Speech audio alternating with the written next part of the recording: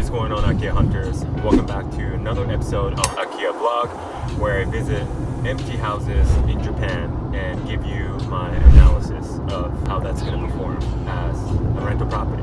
So today I am driving down to Yokosuka. It's a city just south of Yokohama. I think it's going to take me about 35 minutes total from my place in Yokohama to where I'm going in Yokosuka. Yeah, it's an on-the-market deal. It looks pretty good on paper. I think it's quite spacious. It's actually very affordable. And after the renovation, just running the comps, I think it'll be a pretty solid rental property. So just wanted to check it out. And unlike most other properties that I get to walk through, this one requires the seller's agent to be present. So made an appointment. That's where I'm going to right now. So once I get there, I'll let you know what the property looks like, and yeah, we'll go from there. Okay, so I just got to Yokosuka, pretty close to the property. Now I'm gonna walk to the property. It should be up that street, so let's go take a look. Okay, so it's supposed to be up on this narrow path. I kind of like this neighborhood so far. Actually, it's not too far from all the action, but it's still a very quiet neighborhood. There's a school right by. There's a temple right next to it. And it's very residential, lots of green. Okay, so it's supposed to be one of these houses. Look at that sakura tree right there. Beautiful. All right, let's see where this is. Oh, okay, I found it. This is the house, good looking house. Backyard is pretty well maintained, across from a pretty nice house. Okay, so it looks like the entrance is on the other side actually. Look at this house, that's nice too. This is it. All right, so this is the property. Let's go take a look inside. So the first room you see is this Western style room. Maybe it's a living room or it could be used as an office, followed by a Japanese style tatami room. Pretty well maintained. It's hard to believe this is 100 years old. You can see this beautiful backyard too. And then there is a dining room with a kitchen. Again, it doesn't look that old, well maintained. And there's another tiny room, maybe a storage room right before the bathroom. The bathroom looks pretty old school, and the toilet as well. Let's go to the second floor. So this part of the house was added in 1973. It has two gorgeous tatami rooms that are connected. Seriously, very well maintained. Apparently, this house has been emptied for 7 years. The owner is still around, but she moved in with her daughter nearby, so she doesn't use this place anymore. It's clear that she has maintained this place very well for the last 7 years though.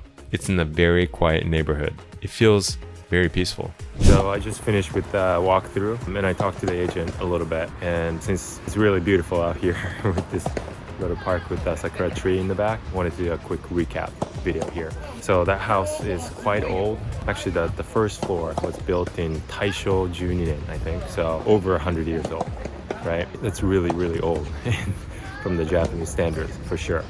But the second floor, they expanded it in Showa 48, so I want to say that's 1973. It feels quite spacious. The living space is, I believe it's 85 square meters or so, and it looked really nice for such an old house.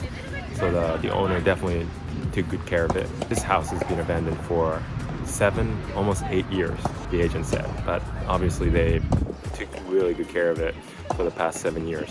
So the owner apparently lost her husband and didn't want to live in the house by herself after becoming a widow. So she moved in with her daughter and her husband close by. So that was 7 years. That was 7 years ago. And they clearly maintained the backyard pretty well and inside the house. And they finally decided to sell it recently. As an older house, I thought that was one of the better abandoned houses that I've seen. So it definitely needs quite a bit of renovation to make it livable or rent ready, but I really like this space, especially the second floor, you know, just tons of rooms, but it felt very spacious. It's very quiet. You can see the garden from upstairs and whatnot, so I think that's good. It is also rebuildable, which is a huge plus. The asking price is only 4.6 million yen, so that's about $31,000 to buy that house, you know, older Japanese home in a pretty good neighborhood. Right? Granted, it's going to cost quite a bit to renovate, depending on how you want to renovate it. But I think minimum renovation, I think it's going to cost at least 2 million, 2.5, right? So if you were to rent it out to just a local person as a long-term investment, you can expect about 70 to 75,000 yen per month. It doesn't come with parking, so that's a little bit of a bottleneck, but still I think you can attract someone to live there. It's kind of far from the station. It's 26 minutes away from the station. I think it's Yokosuka Chuo, which is one of the major stations here, but it's quite far.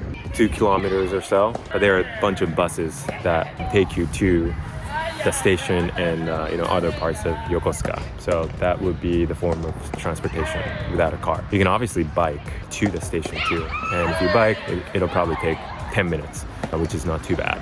One really good thing about this area is it's close to the US Naval Base.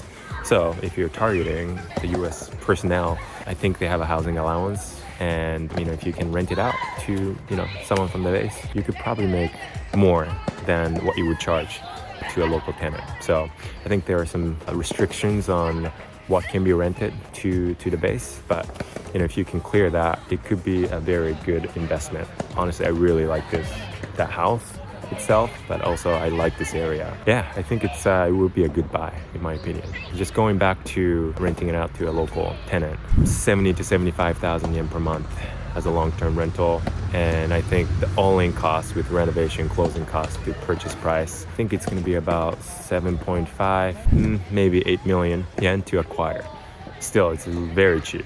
That's about 52 grand in USD to acquire and renovate a Japanese house like that. So I think it's a pretty good deal. I hope you enjoyed this episode of Akiya Vlog. If you did, make sure to let me know in the comment, and make sure to subscribe to this channel so you won't miss out on the future episodes. And if you're serious about investing in Japanese real estate and build your rental portfolio in Japan, you can apply for one of our programs. Links below. Thanks for watching. I hope you enjoyed this episode, and if you did, I'm sure you're gonna like this one. So check this out next, and I will see you in the next one.